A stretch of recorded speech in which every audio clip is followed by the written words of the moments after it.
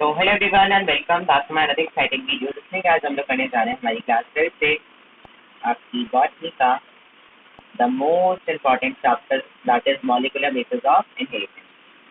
अब आप किसी भी कॉम्पिटिटिव एग्जाम की बात कर लें, चाहे वो हो CUET या फिर हो नीट या फिर वो CBSE या फिर कोई भी XYZ कॉम्पिटिटिव एग्जाम, इस चैप्टर से क्वेश्चंस आपको भर भर के देखने को मिलने वाले हैं। एंड अगर मैं अभी बहुत रिसेंट टाइम की बात करूँ तो आपका अभी जो नीट 2025 का एग्जाम हुआ है, मोस्ट रिसेंट एग्जाम है आपका, NTA बॉडी इस एग्जाम को कंडक्ट करवाती है। यही वाले एग्जाम में इस अकेले चैप्टर में आपके 7 क्वेश्चन की जो है जगह ली थी, मतलब 7 क्वेश्चन आपके इसी चैप्टर से लिए गए थे। तो 7 4 28 marks directly from this chapter. 28 number is so much for the competitive exam and same trend यहाँ आधे एग्जाम में देखने को मिल रहा है। दैट एक अच्छा खासा चैप्टर हमें देखने को मिलने वाला है, कोई भी एग्जाम हो सुना हो।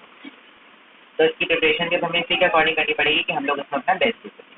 तो चलिए इस चैप्टर को हम लोग स्टार्ट करते हैं। पूरा डिटेल में आज ये जो चैप्टर है आपका होने वाला है with each and every important thing. अब हमें पता चल गया है कि हमें कोई भी माइन्यूट से माइन्यूट डिटेल भी नहीं छोड़नी जो कि आपकी NCERT में दी हुई है। तो हम प्रिपरेशन दिया जिसके अकॉर्डिंग करने वाले हैं कि हमारी एक छोटी सी चीज़ जितना और हम जितना इसको डिटेल में कर सकते हैं, जितना ज़रूरी भी है, जितना आ सकता है वो क्वेश्चन आज हम कवर करने की कोशिश करेंगे एंड इसको पूरा फिनिश करेंगे। So the very first thing is that nucleic acid. Nucleic acid किसको बोलेंगे हम लोग? DNA और RNA को। And earlier it was said that जो DNA है that is the only nucleic acid. तो आज के टाइम में भी स्टेटमेंट को कहीं हद तक ट्रू माना ही जाता है।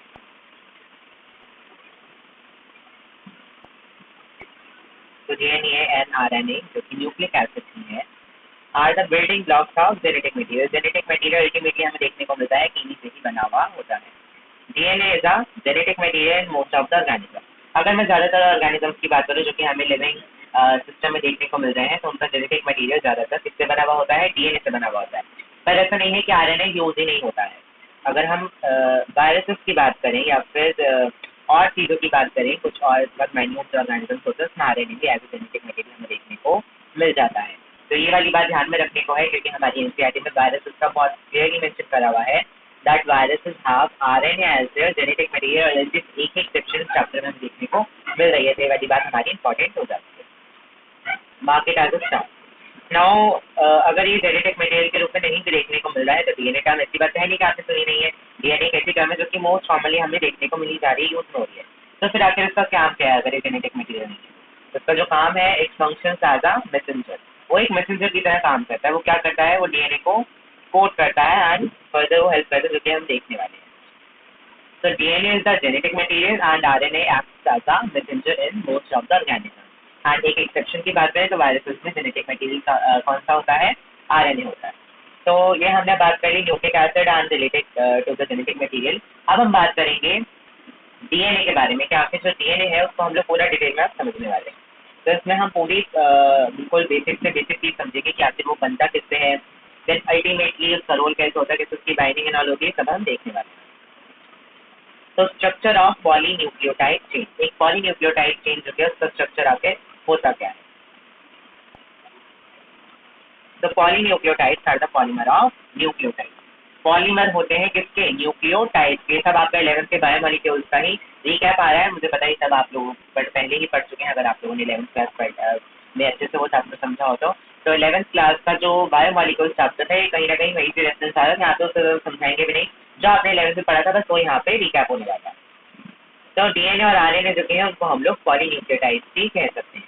तो पॉलीन्यूक्लियोटाइड की जो चेन बनती है वही अल्टीमेटली कहीं ना कहीं DNA का ही पार्ट होती है। The nucleotide has 3 component.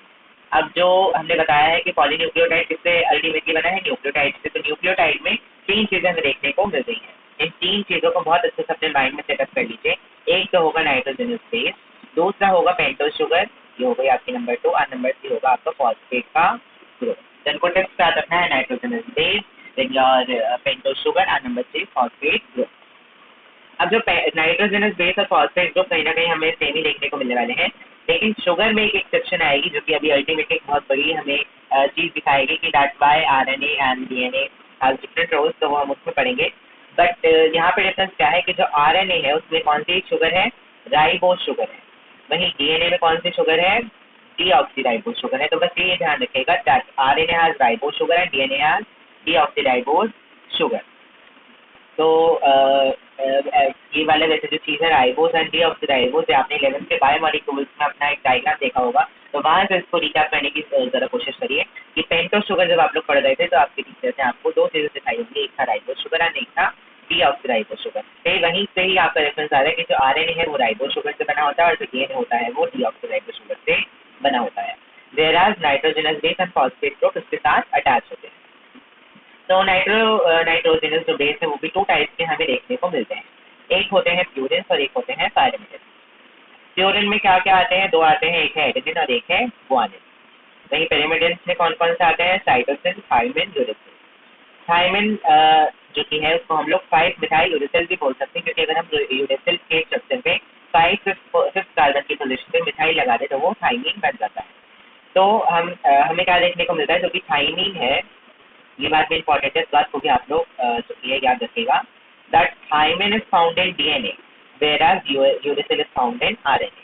तो डीएनए में हमें क्या देखने को मिलने वाला है, in DNA you will find thymine whereas in uracil you will find RNA. तो ये वाली बात अच्छे से अपने माइंड में याद कर लीजिएगा कि कभी भी थायमिन जो कि है वो आरएनए में नहीं मिलेगा और यूरेसिल जो कि है वो कभी डीएनए में नहीं मिलने वाला है। ये हमें कब भी देखने को मिलने वाला है, जब हम इनका रेप्लिकेशन देखेंगे या ट्रांसक्रिप्शन देखेंगे।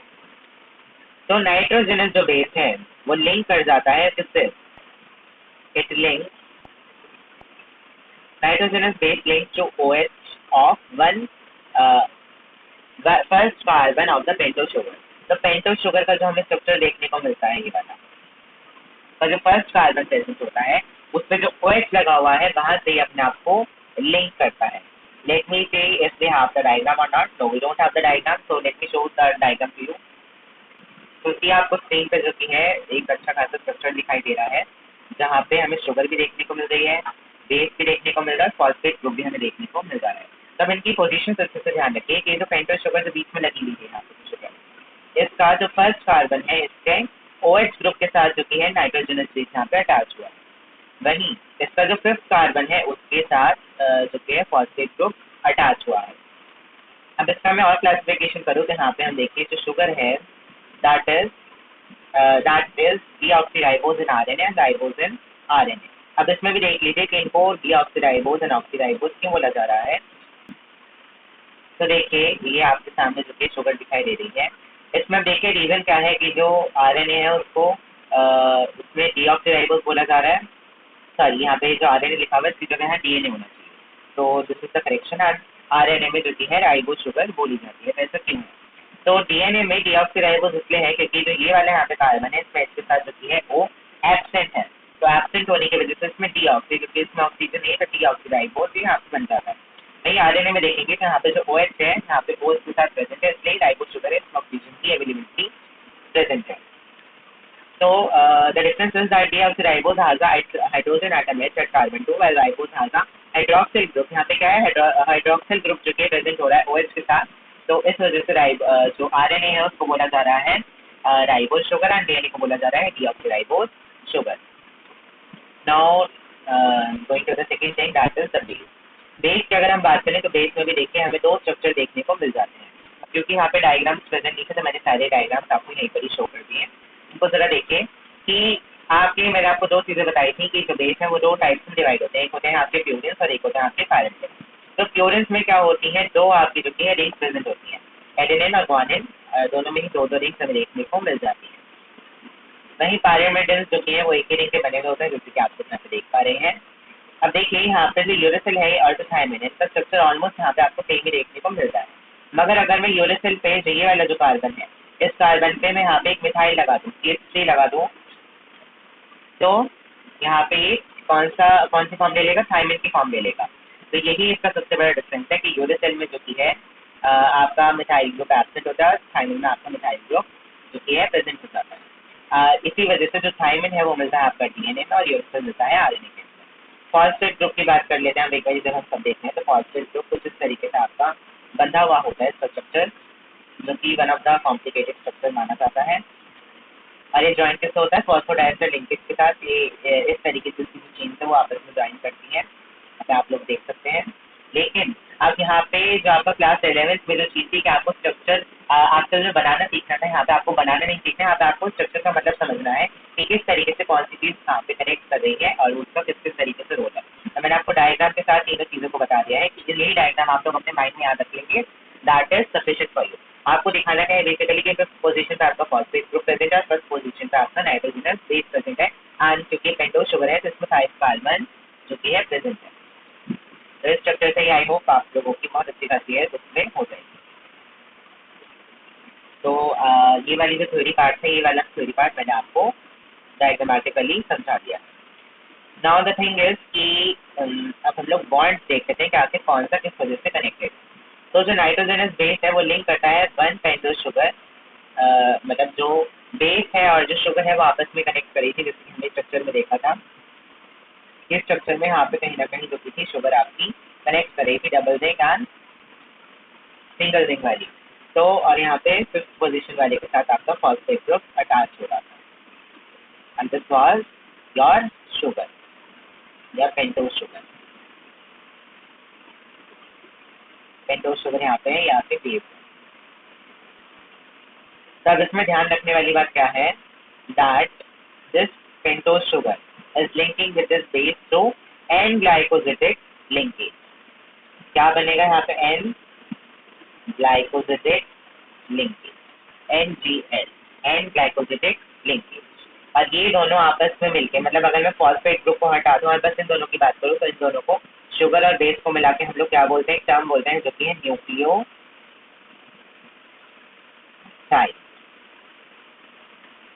तो nucleoside is what, pentose sugar plus nitrogenous base is nucleoside. अब वही मैंने क्या करा, इस न्यूक्लियोसाइड मतलब पेंटोज शुगर बेस में मैंने एक फॉस्फेट ग्रुप भी अटैच कर दिया। तो अब ये तीनों मिलके क्या कहलाएंगे आपस में, अगर पेंटोज शुगर फॉस्फेट ग्रुप और बेस ये तीनों मिल जाए आपस में तो ये क्या कहलाएंगे आपके न्यूक्लियोटाइड। और अगर पेंटोज शुगर और बेस हो तो ये क्या कहलाएंगे न्यूक्लियोसाइड। तो सबसे पहले क्या होता है आपका न्यूक्लियोसाइड होता है, देन उसके बाद क्या बनता है न्यूक्लियोटाइड बनता है। I hope this thing is very much clear to you. ये चीज अपने माइंड में क्लियर रखेगा कि आगे कौन सी चीज किस चीज का फॉर्मेशन कहाँ पे कर रही है। एंड इस चीज से ही आई थिंक आपको बहुत ज़्यादा क्लैरिटी मिल गई होगी कि आखिर कहाँ पे कौन सी चीज़ हमें देखने को मिलने वाली है। नाउ मूविंग फॉरवर्ड, अब जब ये अपने रॉ स्टेट में थे तो इनको हम लोग एडेनिन ग्वानिन बोल रहे थे। जैसे कि जो आपके बेसिस थे नाइट्रोजनस बेसिस, जब वो किसी भी चीज़ के साथ अटैच नहीं थे तो वो लोग adenine guanine cytosine thymine and uracil कहला रहे थे। लेकिन जब इनके साथ क्या अटैच हो गई, आपकी शुगर अटैच हो गई, शुगर मैंने इनके साथ आपके अटैच कर दिया, अभी फॉस्फेट ग्रुप में अटैच हुआ है, सिर्फ शुगर अटैच हुई, तो ये लोग क्या बन गए न्यूक्लियोसाइड बन गए। और जब ये लोग न्यूक्लियोसाइड बन गए तो ये लोग क्या कहलाएंगे, आरएनए के अंदर ये लोग कहलाएंगे adenosine, guanosine, cytosine and uracil. वहीं डीएनए के अंदर ये लोग क्या कहलाएंगे deoxy adenosine, deoxy guanosine, deoxy cytosine and deoxy thymine. अब यहाँ पे डीऑक्सी वर्ड क्यों यूज हो रहा है, क्योंकि यहाँ पे ऑक्सीजन जो कि है वो एब्सेंट है, जो कि मैं आपको ऑलरेडी दिखा चुका हूँ। तो इन दोनों चीज़ों का आप लोगों को ध्यान रखना है कि आरएनए के न्यूक्लियोसाइड में लोग क्या कहलाते हैं और डीएनए के न्यूक्लियोसाइड में लोग क्या कहलाते हैं। अब इस न्यूक्लियोसाइड में जैसे कि मैंने बताया था, न्यूक्लियोसाइड के अंदर मैं क्या ऐड कर दूं, फॉस्फेट ग्रुप भी लगा दूं, तो ये क्या बन जाएगा न्यूक्लियोटाइड बन जाएगा। अब जब ये न्यूक्लियोटाइड बनेगा तो इसमें क्या अटैच हो गया, फॉस्फेट ग्रुप अटैच हो गया साथ में। और ये फॉस्फेट ग्रुप कहाँ पे अटैच हुआ है, आपके 5th कार्बन पे अटैच हुआ है, linking with the OH। OH के साथ लिंक हुआ, H2 बाहर निकला और फॉस्फेट ग्रुप और शुगर जो है वापस में अटैच हो गई यूजिंग फॉस्फोएस्टर लिंकेज। अब जब बेस अटैच हुआ था वो अटैच हुआ था एन ग्लाइकोसिडिक लिंकेज के साथ, लेकिन जब आपका फॉस्फेट ग्रुप अटैच हो रहा है तो वो किसके साथ अटैच हो रहा है, फॉस्फोएस्टर लिंकेज के साथ, और क्या बना देगा न्यूक्लियोटाइड बना देगा, या फिर डीऑक्सी न्यूक्लियोटाइड भी बोल सकते हैं हम लोग। तो आरएनए में each nucleotide has an additional OH group at 2' carbon of the ribose 2' OH। क्या कहना चाह रहे हैं, वही चीज़ कहना चाह रहे हैं कि जो आपका डीएनए है उसमें हम कह रहे हैं कि डीऑक्सीराइबोज है, क्यों, क्योंकि यहाँ पे O जो है वो एब्सेंट है, सिर्फ वहाँ पे हाइड्रोजन प्रेजेंट है। वहीं आपका आरएनए की बात करें तो उसको ऑक्सीडाइज इसलिए बोला जाता है क्यों, क्योंकि वहाँ पे हाइड्रोक्साइड जो प्रेजेंट है ऑक्सीजन वहाँ पे देखने को मिल रहा है। अब तो न्यूक्लियोटाइड, जैसे एक न्यूक्लियोटाइड बन गया पूरा 3 चीज़ों का, आपका शुगर, फॉस्फेट और बेस, इन तीनों चीज़ों को जोड़ के क्या बन गया आपका न्यूक्लियोटाइड बन गया। अब मुझे 2 न्यूक्लियोटाइड जोड़ने हैं ताकि एक चेन बन जाए न्यूक्लियोटाइड। तब 2 न्यूक्लियोटाइड्स आपस में कैसे जोड़ेंगे? Through 3' 5' phosphodiester bond. अब 2 को मिला के हम क्या बोलेंगे? Di nucleotide. अरे जोड़ेंगे कैसे? 3' 5' फॉस्फोडाइएस्टर बॉन्ड के साथ। इस वाली चीज़ का आप लोग ध्यान रखिएगा। और जब एक से ज़्यादा न्यूक्लियोटाइड जुड़ जाए, मतलब इसमें मैं आगे जो है चेन को बढ़ाकर चलो, बहुत बड़ी मैं इसकी एक चेन बना दूँ using 3' 5' nucleo that is phosphodiester bond, तो एक बहुत बड़ी चेन बन जाएगी और इस पूरी चेन को ही हम लोग पॉलीन्यूक्लियोटाइड चेन बोलते हैं, जो कि क्या फॉर्म करके हमारा डीएनए और आरएनए को फॉर्म करती है। तो यही चीज़ आप लोगों को भी याद रखनी है, जो कि मैंने आपको पूरी की पूरी आपको डायग्राम बेस्ड ही समझा दिया है। आई होप इस तरीके से समझना थोड़ा इजी रहा होगा ना, आप लोग इस चीज़ को समझ लीजिए।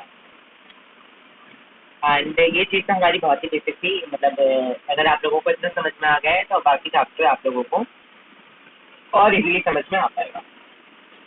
अब हम बात करते हैं स्ट्रक्चर ऑफ डीएनए कि आखिर जो डीएनए है वो दिखता कैसे है।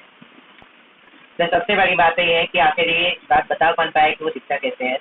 तो Friedrich mister identify DNA, DNA को ढूंढने वाले कौन थे? Friedrich Miescher. तो इनका नाम अब इस ईयर से मतलब क्यों है आपका ज़्यादा ध्यान में रखने वाला, तो क्योंकि आज के कॉम्पिटेटिव एग्जाम पे साइंटिस्ट के लिए आप वेरी कॉमन टू आस्क, मतलब वो कहीं से भी कोई सा भी साइंटिस्ट आपको उठा के पूछ सकते हैं कि किसने क्या करा है। जैसे कि अगर मैं नीट की बात करूँ तो वहाँ पे आया था कि जो आपकी जो नेमिंग थी या फिर जो 3 जो ग्रुप्स बनाए गए थे आपके एमिनो एसिड्स वाले, वो किसने बनाए थे?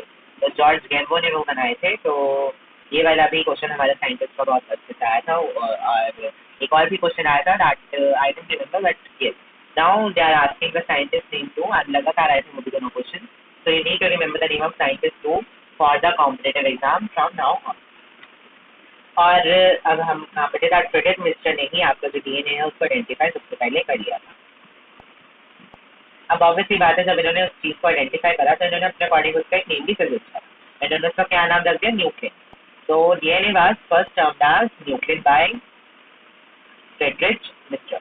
तो the very first name given to DNA was nuclein. ये वाली बात अच्छे से याद रखिए। The James Watson and Francis Crick, जिसको कि हम लोग वाटसन एंड क्रिक भी बोलते हैं, इन्होंने in the year 1953 propose double helix model of DNA. Now mind year, क्योंकि यहाँ पे साइंटिस्ट के नेम पूछे जा रहे हैं तो year becomes the important part two. तो ईयर भी जहाँ तक हो सके एक रफ आइडिया आप लोग ईयर का भी ध्यान रखेगा, बिकॉज अगर आप लोग इसको रफली भी याद करके चले गए टाइम स्केल के अकॉर्डिंग तो आप लोग याद बोलो वो चीज़ आपको याद रह ही जाएगी। क्योंकि अगर ऑप्शन से मान ले दिया गया आपको तो वो ऑप्शन कुछ इस तरीके से रखेंगे 1758 और 16 समथिंग समथिंग, देन 1869 और 19 समथिंग। तो अगर आप लोगों को ये 18 भी आ जाएगा ना आगे से तो भी आप लोग सही आंसर ही टिक करके आएंगे, चाहे पीछे का आप लोग बोलते हैं। इसलिए I am saying that scientist का नेम भी कहीं ना कहीं इंपॉर्टेंट है। तो हर चीज़ में हम लोगों को अवेयर रहना है कि क्वेश्चन कुछ भी आ सकता है, तो हमें हर चीज़ से अपनी प्रिपरेशन को हाई लेके चलना है। Now James Watson and Francis Crick propose a double helix model of DNA. DNA कुछ इस तरीके में प्रेजेंट है जो कि आप लोगों ने हर जगह इमेज देखी है डीएनए की। तो ये वाली इमेज जिसको जो डीएनए को दी गई थी किसने दी थी? वाटसन एंड क्रिक मॉडल में। अब ये दी कैसे गई? इसका बेसिस क्या था? X ray diffraction data. X ray इन्होंने करा, जिससे कुछ एक डेटा हमारे सामने है डिफ्रेक्शन के थ्रू, जो कि किसने दिया था? देखिए यहाँ पे हेल्थ कितने सारे लोगों की लग रही है। फ्रेडरिच मिस्टर ने इसको आइडेंटिफाई करा, इन्होंने एक्स रे डिफ्रेक्शन डेटा का बेसिस दिया, जो कि किसने दिया था? Morris Wilkins and Rosalind Franklin. दोनों का नेम भी उतना ही इंपॉर्टेंट है जितना कि फ्रेडरिच मिस्टर का, वाटसन एंड क्रिक का उतना इंपॉर्टेंट है Morris Wilkins and Rosalind Franklin का। तो इनकी डिस्कवरी में ओवरऑल सबका ही हाथ कहीं ना कहीं हमें देखने को मिल रहा है। बट जो हमें अगर एक क्वेश्चन पूछा था who propose the double helix model of DNA, तो आप लोग नाम देंगे वाटसन एंड क्रिक मॉडल। आगे का नेम ना भी याद हो तो चल जाएगा, बट वाटसन एंड क्रिक अपने माइंड में छाप लीजिएगा। अब जो इन्होंने स्ट्रक्चर हमारे सामने प्रेजेंट करा उसको भी जरा एक बार देख लेते हैं कि वो कुछ किस तरीके से हमें देखने को मिला था। तो let us see we have this structure जो कि हमें देखने को एंड इस स्ट्रक्चर से ही काफ़ी चीज़ें आपकी क्लियर होती है। अब देखिए मैंने आपको बताया था ना पॉलीन्यूक्लियोटाइड की चेन बनती है, तो वो ही चेन यहाँ पे हमें भी देखने को मिल रही है। देखिए this is the phosphate group, this is the sugar and this is the base. तीन चीजें आपस में लिंक हुई, क्या बना, एक न्यूक्लियोटाइड। ऐसे ही फॉस्फेट, शुगर एंड बेस, क्या बना, एक और nucleotide. Phosphate, sugar and again base, क्या बना, न्यूक्लियोटाइड। फॉस्फेट एंड शुगर ये दोनों क्या मिलके बनते हैं, nucleoside. Sorry, sugar and nitrogenous base ये दोनों आपस में क्या मिलके बनते हैं, न्यूक्लियोसाइड।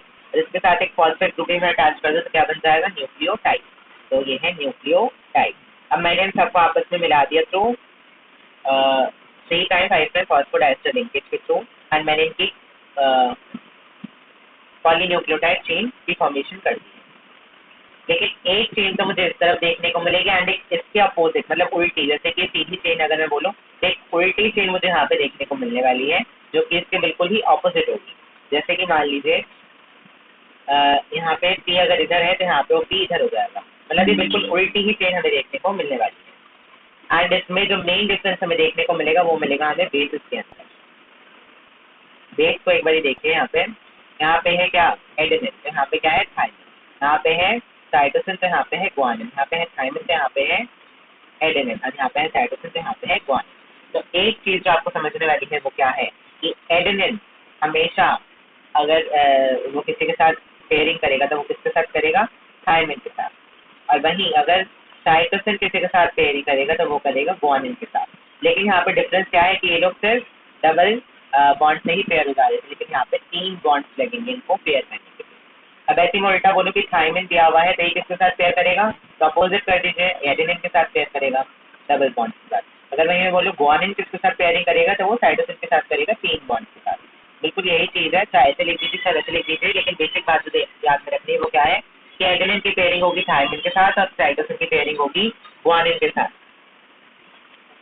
और अब ये दोनों आपस में आखिर लिंक किससे हो रहे हैं, तो इसमें बॉन्ड कौन से यूज हो रहे हैं, तो बॉन्ड से यूज हो रहे हैं वो आपके हाइड्रोजन बॉन्ड।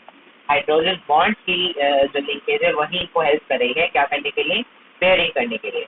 तो ये 2 बॉन्ड पे हाइड्रोजन बॉन्ड से, 3 बॉन्ड पे हाइड्रोजन बॉन्ड से, ऐसे ही आगे भी है। तो इस तरीके से ये आपस में 2 पॉलीन्यूक्लियोटाइड चेन्स लिंक होंगी और क्या किसका फॉर्मेशन कर देंगे, डीएनए का फॉर्मेशन कर देंगी कुछ हेलिकल स्ट्रक्चर।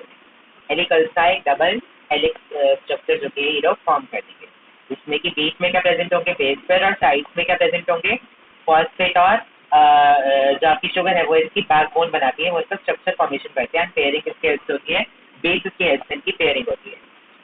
और अभी ये बात यहाँ पे लिखी गई है कि शुगर और फॉस्फेट जो कि वो इनकी बैकबोन का फॉर्मेशन यहाँ पे कर रहे हैं। और बीच में क्या प्रेजेंट है, शुगर जो कि है, sorry not sugar, base pair जो कि है बीच में प्रेजेंट, और आपस में लिंकेज इस तरीके से चिपकते हुए हमें दिख रहा है, कुछ इस तरीके से आपस में उलझ उलझ के टर्न हो जा रहे हैं। अब ये pitch of the helix, helix की आखिर पिच कितनी होती है, तो इट इज 3.4 नैनोमीटर। इसको अगर मैं एंगस्ट्रॉम में कर दूँ तो 1 एंगस्ट्रॉम इक्वल्स टू 1/10 नैनोमीटर, या फिर उल्टा बोलो तो 1 नैनोमीटर इक्वल्स टू 10 एंगस्ट्रॉम। ये डेटा आपको याद रखना है, जितना भी डेटा मैंने आपको समझाया है हर किसी भी तरीके से ये वाली क्वेश्चन आपको पूछा जा सकता है। एक टर्न मतलब एक जगह ही जो घुमा हुआ है इस तरीके से, इसमें कितने बेस पर हमें देखने को मिलते हैं, इसमें हमें 10 बेस पर एक में हमें देखने को मिल जाते हैं। Distance between distant base pairs, 2 base pairs के बीच में कितना डिस्टेंस होता है, इज 0.34 नैनोमीटर। तो अगर 0.34 नैनोमीटर है तो एंगस्ट्रॉम में मैंने बताया that 1 nanometre equals to 10 angstrom. इसको कन्वर्ट करेंगे तो that will be 3.4 angstrom distance. ये डेटा बिल्कुल ही थ्योरेटिकल है, एज इट इज पूछा जाता है तो इसको एज इट इज ही आप लोगों को लर्न भी कर लेना है।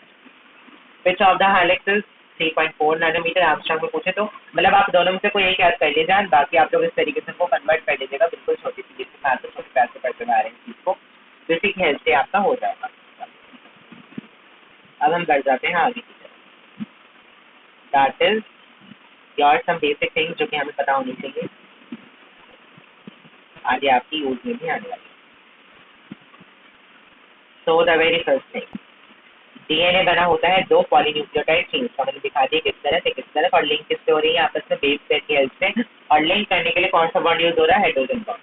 Formed in a right handed fashion, right hand के फैशन में लोग लूप कर रहे हैं।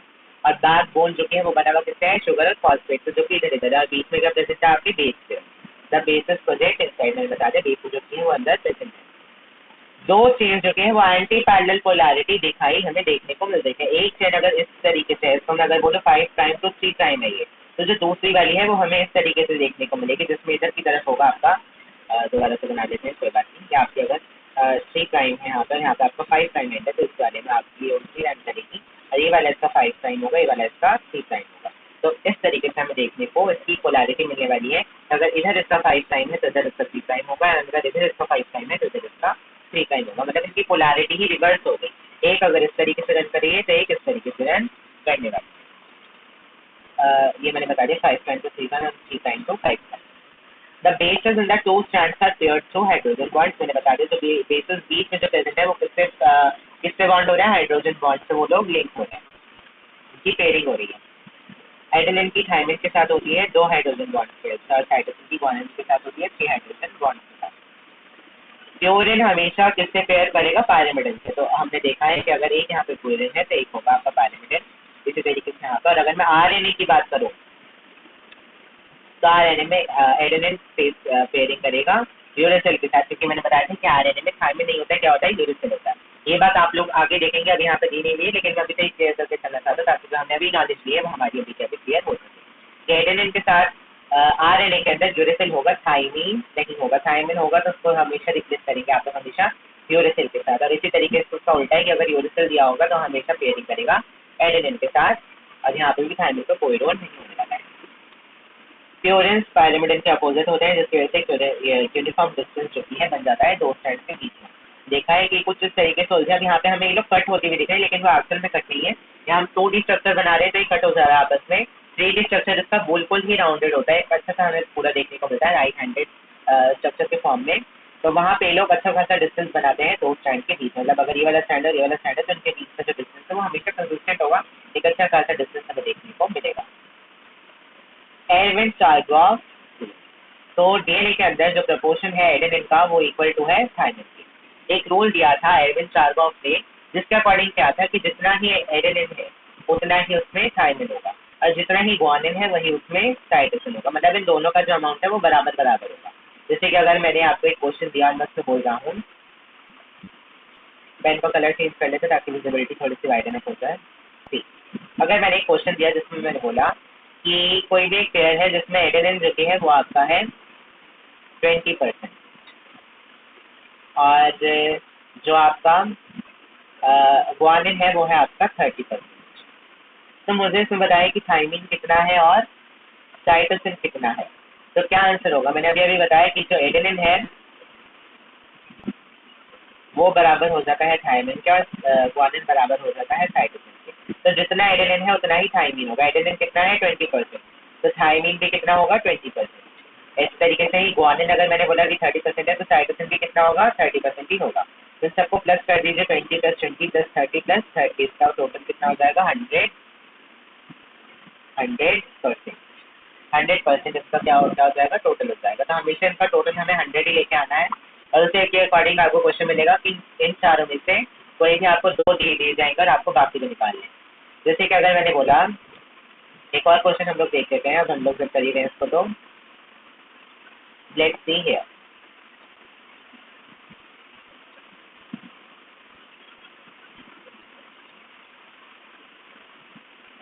Let me add a page over here so that हम लोग इसी पे ही कर सके काम।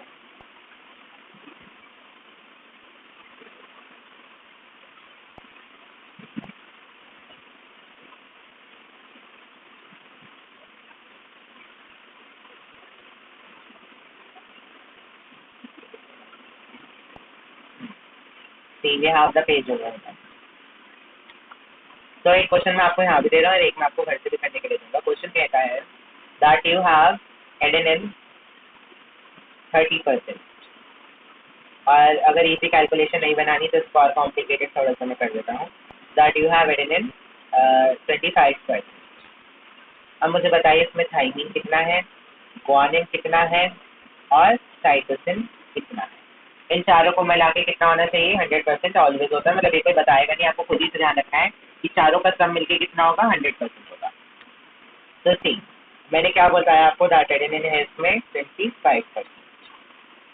तो आज आई हैव सेड दैट जितना एडेनिन उतना ही थाइमिन, तो थाइमिन पे कितना होगा 25% ही होने वाला। अब ये 25 कितना हो गया, 50% तो हमें मिल चुका है। अब हम इसकी जो हमें इक्वेशन दी गई है एर्गेन-सारगॉफ रूल के अकॉर्डिंग, वो क्या कहती है, adenine plus thymine plus guanine plus cytosine equals to 100%। तो इसमें से एडेनिन कितना है 25, थाइमिन कितना है 25, ग्वानिन हमें पता नहीं है, तो ग्वानिन हमें पता नहीं है तो मैं एक्स को एक्स बोल देता हूँ। अब जितना ग्वानिन होगा उतना ही साइटोसिन भी होगा, तो साइटोसिन भी कितना हो गया, एक्स भी हो गया। अब इनको मिला के कितना होना चाहिए, 100 होना चाहिए। बहुत ही इजी कैलकुलेशन है, एक बार ही समझते तो लाइफ टाइम के लिए ही आप लोग इसको समझ जाए। अब 25 प्लस 25 कितना हो गया, 50 हो गया, और x प्लस एक्स कितना हो गया, 2x हो गया, बराबर कितना 100। तो अभी 50 उधर जाएगा, माइनस हो जाएगा, तो 2x बराबर 50, x सही रहेगा तो उधर चला गया 50 डिवाइडेड बाई 2, तो कितना आ गया answer 25।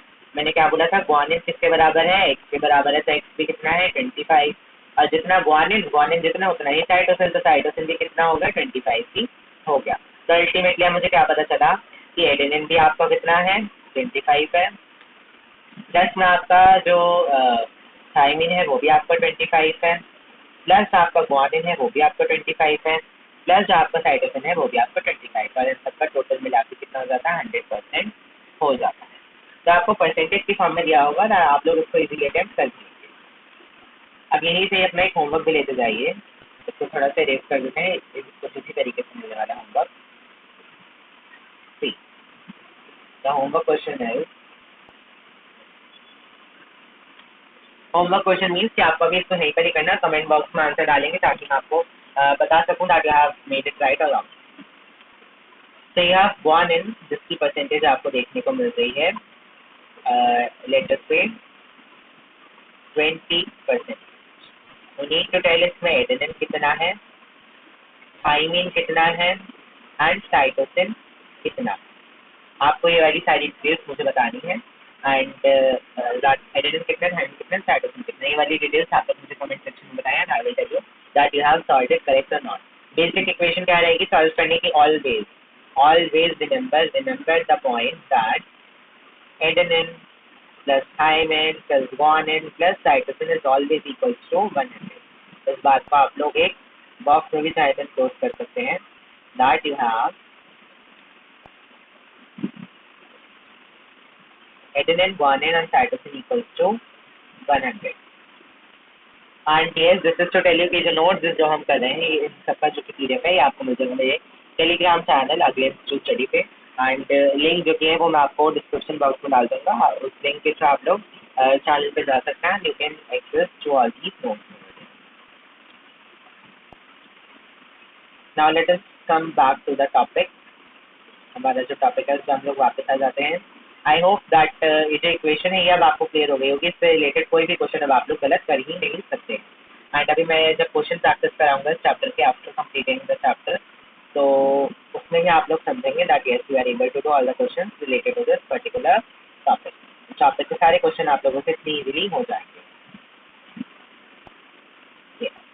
So here we are that DNA is made up of two polynucleotide chains. We have covered almost all this point. This portion is covered. Now let us move forward. अब ये कुछ data है जो कि NCERT में directly given है, and directly given data is has the most probability कि यहाँ से डायरेक्टली क्वेश्चन आपका आ सकता है।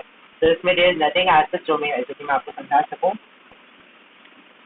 बट अगर आप लोग कुछ समझना चाहते हैं तो the thing is that bacteriophage 174 bacteriophage has this much nucleotide. Bacteriophage lambda has this much base pairs. E. coli has this much base pairs, and haploid content of human DNA has this much base pairs. But इसमें ध्यान रखने वाली चीज क्या है, that यहाँ पे बोला गया है इतने न्यूक्लियोटाइड है, बाकी सब में बेस पेयर बोला गया है। तो ये वाली चीज यहाँ पे ध्यान रखने वाली है कि यहाँ पे आपको न्यूक्लियोटाइड बोला जा रहा है, बाकी सब में बेस पेयर बोला जा रहा है। अब इससे रिलेटेड कुछ न्यूमेरिकल्स भी आपके बन जाते हैं, जो कि लेट मी सी यहाँ पे दिए हैं कि नहीं दिए हैं, एंड नहीं दिए होंगे तो we will make it into the question. जब क्वेश्चन करेंगे तो मैं वहीं पर ही आपको चीज़ बता दूँगा, बट आई थिंक यहाँ पे मतलब कुछ ना कुछ इसका रेफरेंस दिया, तो एडवांस लेवल पे हम लोग क्वेश्चन से ले जाएंगे। So it says length of DNA. अगर मुझे DNA की लेंथ पता करनी है कि कितनी है टोटल, मतलब ये पूरा जो स्ट्रक्चर आपका हमने अभी देखा था, स्ट्रक्चर आखिर कितना बड़ा है, तो यहाँ पे कैसे पता चलेगा? It is the number of base pairs, जैसे कि अभी हमने नंबर ऑफ बेस पेयर्स देखना है, इसको मल्टीप्लाई कर दो with the distance between two adjacent base pairs. मैंने बताया था ना कि दो जो बेस पेयर्स के बीच का डिस्टेंस कितना होता है, 0.34 नैनोमीटर या फिर 3.4 एंगस्ट्रॉम। तो ऐसे ही हम यहाँ पे देखेंगे किसके साथ, बेस पेयर्स इन ह्यूमंस के साथ, ह्यूमंस में किस तरीके से हमें देखने को मिलता है। ठीक, number of base pairs in humans कितने होते हैं, 6.6 इंटू 10 टू द पावर 9। अब कैसे हो गया, यहाँ पे तो हमने 3.6 into 10 to the power 9 base pairs पढ़े हैं, ये है आपके हैप्लॉइड कंटेंट के। बट ह्यूमन का जो अक्सर हमें देखने को मिलता है दैट इज डिप्लॉइड, और डिप्लॉइड को में क्या हो जाएगा, 2 से मल्टीप्लाई हो जाएगा, तो 2 से मल्टीप्लाई होकर कैंसिल आ जाएगा, 6.6 इंटू 10 टू द पावर 9।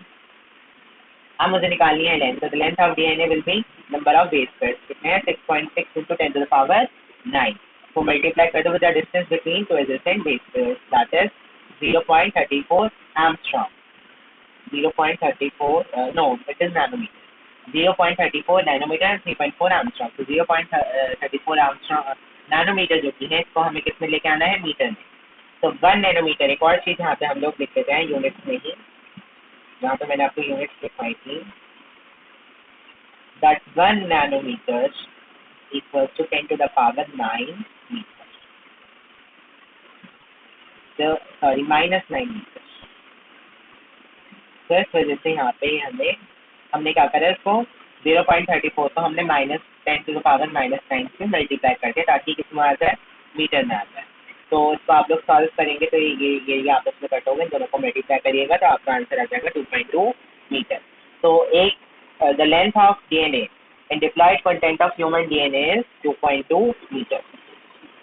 अब ये तो हमने ह्यूमन डीएनए की बात करी, अब हम इकोलाई की बात करें तो इकोलाई में क्या होता है, the length of DNA is 1.36 millimetre, या फिर मिलीमीटर में नहीं देखना चाहते तो 1 millimetre equals to 10 to the power -3 metre, और फिर उसको ऐसे भी लिख सकते हैं इक्वल्स टू 1/1000 मीटर।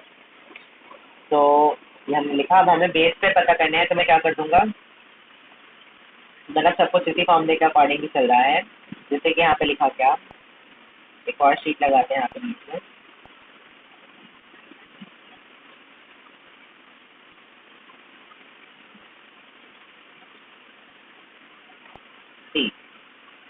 एक और फॉर्मूला बेस्ड क्वेश्चन यहाँ पे आने वाला है कि हमने पढ़ा लेंथ ऑफ डीएनए अगर हमें पता करनी है, तो उसका फॉर्मूला बना number of base pairs into the distance between two adjacent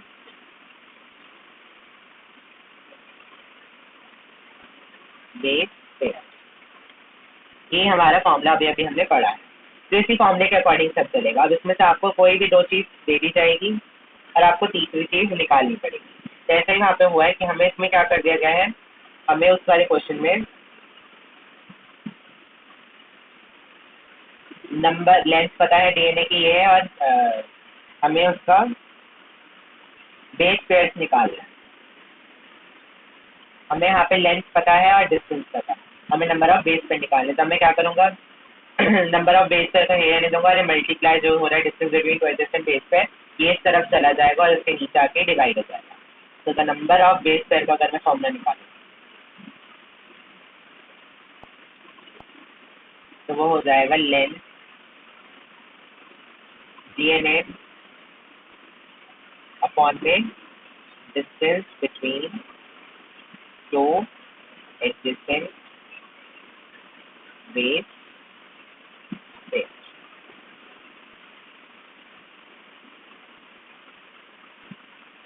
देखिए, तो यही यहाँ पे करा गया है, क्या किया गया है। अच्छा, एक और चीज़ आपको बता दी जाए कि जो distance between two adjacent base pair से आपको दिया नहीं जाएगा, ये आपको याद रखना है कितना होता है, ऑलरेडी आपको बता दिया है, दैट इज 0.34 नैनोमीटर। और अगर आपको मीटर में करना है तो उसको 10 टू द पावर -9 से आप लोगों को मल्टीप्लाई करना पड़ेगा। अब यहाँ पे हमें बेस पेयर निकालने थे, तो मैंने ऊपर रखा किसको, लेंथ ऑफ डीएनए को, नीचे में क्या ले आया, distance between two adjacent base pair. इन दोनों को डिवाइड करेंगे, -9 ऊपर जाएगा, +9 हो जाएगा, इन दोनों का डिवीजन करिए तो आपको मिलेगा 4, और ये 9 ऊपर जाएगा तो +9 हो जाएगा और -3, तो आंसर क्या आएगा +6, तो 10⁻6 हो गई। और इन दोनों को डिवाइड करेंगे आप लोग तो आंसर मिलेगा 4। तो इसमें कितने बेस पेयर होते हैं? 4 × 10⁻6 बेस पेयर। और यही हमें देखने को यहाँ पे मिल भी रहा था that E coli has 4.6 × 10⁻6 base pair. मैंने बिल्कुल डिटेल में जितना भी आपका न्यूमेरिकल क्वेश्चन बन रहा है हैंड टू हैंड आपके यहाँ पे मैंने क्लियर कर दिया। एंड आई डोंट थिंक इतना ज़्यादा क्लैरिटी के बाद आप लोगों से कोई भी मिस्टेक की जो कि है गुंजाइश बन सकती है। अब हम आगे बढ़ जाते हैं। इन प्रोकैरियोट्स से हमें देखने को मिलते हैं जैसे कि ई कोलाई हो गया, तो उसमें जो डीएनए है वो स्टार्टर नहीं होता है, थ्रूआउट द सेल। मतलब जो डीएनए है वो पूरे में नहीं फैला हुआ होता है, it is limited to a place. तो अब हम लोग एक्चुअली में तो पढ़ने जा रहे हैं वो है पैकेजिंग ऑफ डीएनए, कि डीएनए हेलिक्स किस तरीके से पास होता है। तो हम सबको पता होना चाहिए कि जो डीएनए है वो नेगेटिवली चार्ज होता है। डीएनए पे चार्ज कितना होता है? नेगेटिव चार्ज होता है। So it is headed with some positively charged proteins to form nucleoids. अब डीएनए की जो रैपिंग होगी वो किसी पॉजिटिव चीज से करनी पड़ेगी। क्यों? क्योंकि डीएनए जो कि है वो है नेगेटिव, तो इससे रैपिंग जब करेंगे तो वो किसी पॉजिटिव चीज से ही तो करेंगे। और जब ये डीएनए किसी पॉजिटिव चीज के साथ रैप हो जाएगा, जैसे कि मान लीजिए गोला है और इसको मैंने किसी चीज के साथ रैप कर दिया, ये जो था ये नेगेटिव था और ये जो था ये पॉजिटिव था, ये रैप होके क्या बना देगा? एक न्यूक्लियोटाइड का फॉर्मेशन कर देगा। ये वाली बात याद रखनी है। देन यूकेरियोट्स में क्या होता है? कुछ पॉजिटिवली चार्ज बेसिक प्रोटीन्स होते हैं जिनको कि हम लोग क्या बोलते हैं? हिस्टोन प्रोटीन बोलते हैं। हिस्टोन जो कि वो रिच होते हैं positively charge basic amino acid lysine और आर्जिनिन। हिस्टोन में पॉजिटिवली चार्ज क्या होता है? लाइसिन और आर्जिनिन। इसलिए हिस्टोन कैसा होता है? पॉजिटिव। और डीएनए कैसा होता है? नेगेटिव। तो डीएनए की जो पैकेजिंग होगी वो किसकी हेल्प से होगी? हिस्टोन प्रोटीन की हेल्प से होगी। तो एक हिस्टोन आपस में मिलेंगे क्या बनाने के लिए? Histone octamer. अभी हिस्टोन ऑक्टामर जो है वो हमें इस तरीके से बीच में देखने को मिलेगा। और डीएनए मैंने क्या बताया था किस तरीके से हेलिकल स्ट्रक्चर है जो कि एक वायर की तरह है। अब ये वायर क्या होगी? हिस्टोन ऑक्टामर के ऊपर इस तरीके से लिपट जाएगी। तो जब ये लिपटेगी तो ये एक अच्छा खासा जो है स्ट्रक्चर बना देगी और वो एक बैलेंस स्ट्रक्चर होगा, ना तो वो पॉजिटिव होगा ना ही वो नेगेटिव होगा। क्यों? क्योंकि जो हिस्टोन ऑक्टामर का पॉजिटिव है इसको कैंसिल कर देगा डीएनए की नेगेटिविटी। तो negative charge DNA is nucleosome wrapped around the histone octamer to give nucleosome. Okay, this nucleosome refers to this structure over here. DNA का जो न्यूक्लियोइड है जो कि एक स्ट्रिंग के फॉर्म में है वो लिपट जाएगा किसके ऊपर? हिस्टोन ऑक्टामर के ऊपर, to form a structure called nucleosome. मतलब इस गोले और इसको मिला के हम लोग क्या बोलेंगे? न्यूक्लियोसोम बोलेंगे। A typical nucleosome contains 200 base pairs. एक न्यूक्लियोसोम के अंदर कितने बेस पेयर्स होंगे? 200 बेस पेयर्स होंगे। और कितने हिस्टोन ऑक्टामर जो कि है कितने हिस्टोन्स मिलके हिस्टोन ऑक्टामर बनाएंगे? तो ऑक्टामर वर्ड से समझ आइए 8 होंगे। 8 हिस्टोन मिलके हिस्टोन ऑक्टामर का एक मोटा सा स्ट्रक्चर बनाए, 8 हिस्टोन ऑक्टामर से बना। Now therefore the total number of nucleosomes in human is, अब ह्यूमन में हमने बताया था कि जो कि है हमारे बेस पेयर्स कितने होते हैं? 6.6 × 10⁻9 बेस पेयर्स होते हैं। इसको हमने डिवाइड कर दिया किससे? आपके एक न्यूक्लियोसोम के बेस पेयर। एक न्यूक्लियोसोम में कितने बेस पेयर हैं? 200। तो आपके टोटल कितने जो कि है न्यूक्लियोसोम प्रेजेंट होंगे?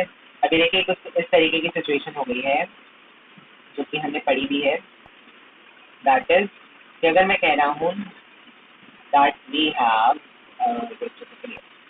अगर मेरे पास एक न्यूक्लियोसोम है तो उसके अंदर है हमारे 200 बेस पेयर। तो कितने न्यूक्लियोसोम के अंदर हमारे 6.6 × 10⁻, हमारी की I think 9 base pair present होने वाले। तो इसके लिए हम क्या करते हैं? 6.6 × 10⁻9 को डिवाइड कर देते हैं 200 से। तो जो कितना है इसका आंसर हमें मिल जाएगा। अब आंसर हमें कितना मिला है देख लेते हैं। जैसे कि अगर आप लोग कई डेटा ना भी याद कर पाए तो इसलिए आपको बताया जा रही है मतलब एक करके पूरे डिवीजन, ताकि अगर आप लोग डेटा भूल जाएं तो आप लोग उसको फिर भी याद रख सकें कि आखिर वो डेटा एग्जैक्टली था कितना। मतलब आप लोग खुद से कैलकुलेट करके उस डेटा को निकाल सके। तो इट विल बी 3.3 × 10⁻7। क्यों? क्योंकि 2 से यहाँ पे कटो 6.6 3.3 बन गया और नीचे जो 100 बने ऊपर जाके नेगेटिव होगा, तो 9 में से -2 होगा, तो क्या आंसर आ गया 7 आता है। तो इस तरीके से आपकी जो पूरी कैलकुलेशन है यहाँ पे हो जाती है। अब ये जो न्यूक्लियोसोम्स है कॉन्स्टिट्यूट करेंगे रिपीटिंग यूनिट का, मतलब ये बहुत सारे इस तरीके से बने हुए होंगे, आपस में कहीं ना कहीं कनेक्टेड हुए हुए, और ये बहुत सारी यूनिट आपस में कनेक्ट करेंगी और क्या बना देंगी, क्रोमैटिन बना देंगी। क्रोमैटिन जो कि है वो थ्रेड लाइक चेन बॉडीज होती है, और यही क्रोमैटिन आपस में सिकुड़ के मतलब ये कॉम्प्लेक्स हो जाता है, जो कि आपने सेल साइकिल सेल डिवीजन में पढ़ा था, और क्या बना देता है, क्रोमोसोम बना देता है।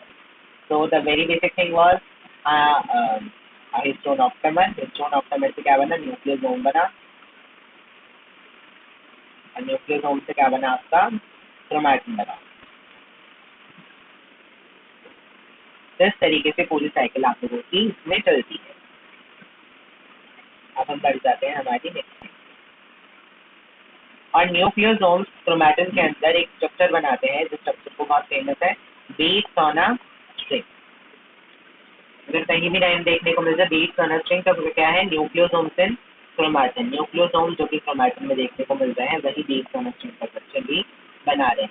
यही क्रोमैटिन पैकेज होता है, क्रोमैटिन फाइबर्स होते हैं, कॉइल्ड और कंडेंस होते हैं, मेटाफेज स्टेज में क्रोमोसोम को ये बना देता है। अल्टीमेटली क्रोमैटिन से ही आपके क्रोमोसोम बन जाते हैं। और हायर लेवल पैकेजिंग होती है, chromatin requires non histone chromosomal protein. तो मुझे बहुत हाई लेवल पैकेजिंग करनी है क्रोमैटिन की, तो उसमें मुझे नॉन हिस्टोन क्रोमोसोमल प्रोटीन की हेल्प चाहिए हो। नाउ क्रोमैटिन जो कि है ये भी हमें 2 फॉर्म में देखने को मिलता है। ये डिफरेंस बहुत ज़्यादा लाइकली पूछा जा रहा है आजकल के ट्रेंड में, दैट यूक्रोमैटिन और हेटेरोक्रोमैटिन आखिर होते क्या है। तो यूक्रोमैटिन वो क्रोमैटिन होते हैं जो कि लूजली पैक होते हैं, ट्रांसक्रिप्शनली एक्टिव होते हैं क्रोमैटिन के अंदर, उनके जो स्टेन्स है वो बहुत लाइट होते हैं। ये जो ट्रांसक्रिप्शनली कह रहे हैं, ट्रांसक्रिप्शन का प्रोसेस उसमें हम लोग देखेंगे। और जो हेटेरोक्रोमैटिन होते हैं बहुत डेंसली पैक होते हैं, बहुत ज़्यादा हेवीली पैक होते हैं, इनएक्टिव होता है इनका रीजन क्रोमैटिन में, इसका मतलब काम नहीं होता, और इनके जो स्टेन्स होते हैं वो भी बहुत ज़्यादा डार्क स्टेन्स होते हैं। तब ये आपने ओवरऑल जितना भी डीएनए के बारे में पढ़ना था ये अब आप लोग पढ़ चुके हैं। अब जो द वेरी नेक्स्ट टॉपिक अब आप लोग जो पढ़ेंगे, that is the search of genetic material. आखिर किसने इस जेनेटिक मटेरियल को अच्छी तरीके से ढूंढा है, यही चीज का आंसर हमें मिलेगा हमारे नेक्स्ट टॉपिक में, that is the search for genetic material. अब इसमें अलग अलग एक्सपेरिमेंट जो कि हम लोग देखने वाले हैं, किसने कौन से एक्सपेरिमेंट करा, किसने कितना रिजल्ट आया, किसका एक्सपेरिमेंट अल्टीमेटली सक्सेसफुल रहा, आपके प्रूवन में कि इस चीज़ से हाँ हमें सच में राम मतलब हमें अपनी जो डिस्कवरी है वो सच में मिल गई। तब चलिए इसको करना स्टार्ट करें। तो द वेरी फर्स्ट एक्सपेरिमेंट जो कि हम लोग सीरीज वाइज ही पढ़ेंगे, दैट किसने कौन से टाइम पे कौन से एक्सपेरिमेंट करा है। The very first experiment was performed by Griffith and it was done in the year 1928। 1928 में इनका एक्सपेरिमेंट हमारे सामने आया था, और इनके एक्सपेरिमेंट को नाम दिया गया था द ट्रांसफॉर्मिंग प्रिंसिपल एक्सपेरिमेंट। अब ये एक्सपेरिमेंट करा किससे गया था, चूहे पे और स्ट्रेप्टोकोकस निमोनिया पे, मतलब निमोनिया वायरस जो कि स्प्रेड करता था उस वाले इन्होंने बैक्टीरिया पे वो परफॉर्म करा। तो अब इसमें देखने वाली बात क्या है, कि जो बैक्टीरिया है वो अपने 2 स्ट्रेन यहाँ पे दिखाता है। एक स्ट्रेन है उसका स्मूथ स्ट्रेन और एक स्ट्रेन है उसका रफ स्ट्रेन। स्मूथ स्ट्रेन उसका वायरुलेंट है, मतलब वो इन्फेक्शन कर देता है, जिसमें पॉलीसेक्युलाइड म्यूकस की कोट होती है जिसमें इन्फेक्शन ही कर देता है।